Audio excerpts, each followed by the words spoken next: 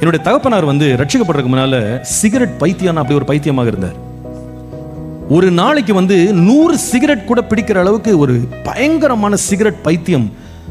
ஆனா ஒரு கிறிஸ்தவனாக தான் பெயர் பெற்றிருந்தார். ஆனா ரட்சிப்பு கிடையாது அவர் லைஃப்ல.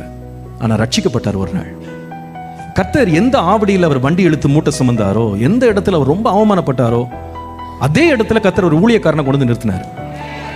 வாழ்க்கையில பயங்கர வறுமை எல்லாம் இழந்திருக்கும் போது ஒரு சொந்தம் கூட அவர் பக்கத்தில் வரல. எல்லாரும் அவரை கைவிட்டாங்க. ஆனால் கர்த்தர் அவரை ஊழியத்தில் ஸ்தாபித்து நாட்களாக ஆக ஆக ஆக ஆசீர்வாதங்கள் வர, சொந்தங்கள்லாம் ஒவ்வொருத்தரா வர ஆரம்பிச்சாங்க. அதுல ஒரு சொந்தக்காரர் யாருன்னு கேட்டா, எங்க அப்பாவுடைய தாத்தா முறையின்படி கோயம்புத்தூர்ல ஒரு பெரிய ஒரு ஐஸ்வர்யவான், பெரிய வியாபாரி. அவர் எங்க அப்பாவை பார்க்கணும்னு விரும்பினார். அப்பாவுக்கு ரொம்ப சந்தோஷம். சின்ன பிள்ளையா இருக்கும்போது பார்த்தது, வந்திருக்காருன்னு சொல்லிட்டு அவருக்கு விருந்தெல்லாம் பண்ணி அவரை வரவேற்றாங்க. அப்போ அப்பா சொல்லுவாங்க, எங்க ஆவடியில அந்த தெருவில் பிளைமூத் காருன்னு சொல்ற இந்தியாவிலே கொஞ்சம் பேர் கைவிட்டு எண்ணக்கூடியவங்க மட்டும் தான் வச்சிருந்த பெரிய படகு மாதிரி இருக்கிற கார்ல இறங்கினார். கம்பீரமாக பெரிய பணக்காரன் இறங்கி அப்பாவை பார்த்தார். அப்பா ரொம்ப சந்தோஷம். வீட்டில் விருந்து கொடுத்தாங்க. விருந்து முடிஞ்சது. சாப்பிட்டு முடிச்சு பேசிட்டு இருக்கும்போது ஒரு பாக்கெட்ல கைவிட்டார். அப்பா நினைச்சாரு ஏதோ காணி கொடுக்க போறாரு போல இருக்குன்னு. அவர் என்ன பண்ணாரு, உள்ள ஒரு சிகரெட் எடுத்தார். எடுத்து வாயில வச்சு பற்ற வைக்க போனார். அப்பா உடனே, தாத்தா தாத்தா, இது உங்க பேரன் வீடு இல்ல, இது இயேசு தங்குற வீடு.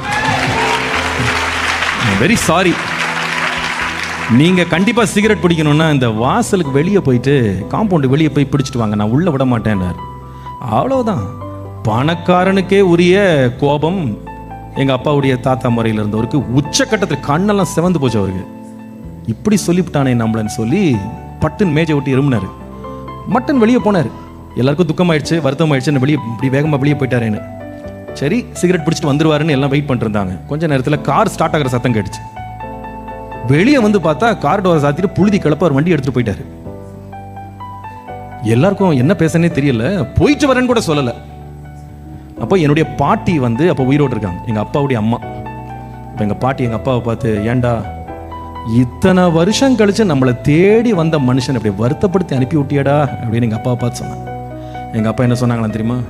ஏமா, வந்தவர் வருத்தப்பட்டு போயிட்டாரு, ஆனா இருக்கிறவர் சந்தோஷமா இருக்கு.